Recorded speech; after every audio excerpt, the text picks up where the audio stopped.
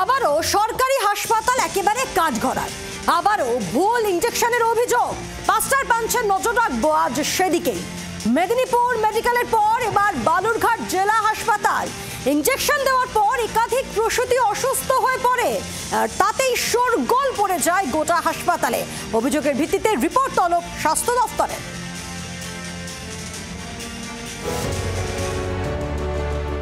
মাত্র 6 মাসের ব্যবধান। মেদিনীপুর মেডিকেলের পর এবার কাঠগড়ায় বালুরঘাট সুপার স্পেশালিটি হাসপাতাল। শুক্রবার রাতে হঠাৎই শোরগোল পড়ে যায় বালুরঘাট জেলা হাসপাতালে। অভিযোগ, ইনজেকশন দেওয়ার পরই অসুস্থ হয়ে পড়েন 8 থেকে 10 জন প্রসূতি। কেউ জ্বরে কাঁপতে থাকেন, কারো শ্বাসকষ্ট। সকলেরই একই লক্ষণ দেখা যাওয়ায় আতঙ্ক ছড়িয়ে পড়ে রোগীর আত্মীয়দের মধ্যে। তাদের দাবি, ওই প্রসূতিরা সুস্থই ছিলেন। আজ চার দিন হলে ডেলিভারি হয়েছে। 4 দিন হওয়ার পরে মনে করেন আপনার খালি ওই এই ঘরে তো ওই ঘরে নিয়ে যায়, ওই ঘর তো এই ঘরে আনার পরে মানে কি স্যালাইন দিচ্ছে, ইঞ্জেকশন দিচ্ছে, কাঁপানি উল্টে যাচ্ছে, তারপরে এরকম দুর্নীতি আরম্ভ হয়ে গেছে। কাঁপছে বৌমা। আমার টোটাল কতজনকে ইঞ্জেকশন দিয়েছিল? সবাইকে। কি মনে করছেন, কোনো কি ইঞ্জেকশনের কোনো কি ভুল ইঞ্জেকশন দেওয়া হয়েছিল? আপনারা বলছেন না ইঞ্জেকশনটা ভুল দেওয়া হয়েছে। প্রসূতির পরিবারের লোকজনরা চিৎকার হট্টগোল শুরু করলে টনক নড়ে হাসপাতাল কর্তৃপক্ষের। রাতে হাসপাতালে ছুটে আসেন জেলার মুখ্য স্বাস্থ্য আধিকারিক সুদীপ দাস। ক্ষোভের আঁচ পেয়ে চলে আসেন বালুরঘাট থানার আইসিও। মানে ইঞ্জেকশনটা দেওয়ার পরে এরকম আপনারা পেশেন্টের সঙ্গে ছিলেন, এখন নিচে কেন?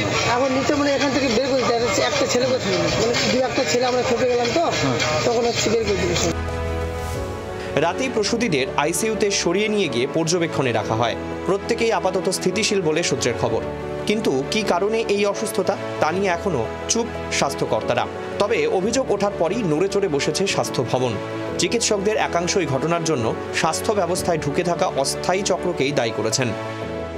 রাজ্যের স্বাস্থ্য দপ্তরের তরফ থেকে ইতিমধ্যেই জেলার মুখ্য স্বাস্থ্য আধিকারিককে গোটা ঘটনা খতিয়ে দেখে রিপোর্ট চেয়ে পাঠানো হয়েছে, এবং যে ইনজেকশনে ইতিমধ্যেই অসুস্থ হয়ে পড়েছেন ওই প্রসূতিরা, সেই ইনজেকশনগুলিকে হাসপাতালের যে মেডিকেল স্টোর রয়েছে সেই স্টোর থেকে সরিয়ে ফেলতে ইতিমধ্যেই স্বাস্থ্য ভবন থেকে নির্দেশ পৌঁছে গিয়েছে জেলার মুখ্য স্বাস্থ্য আধিকারিকের কাছে।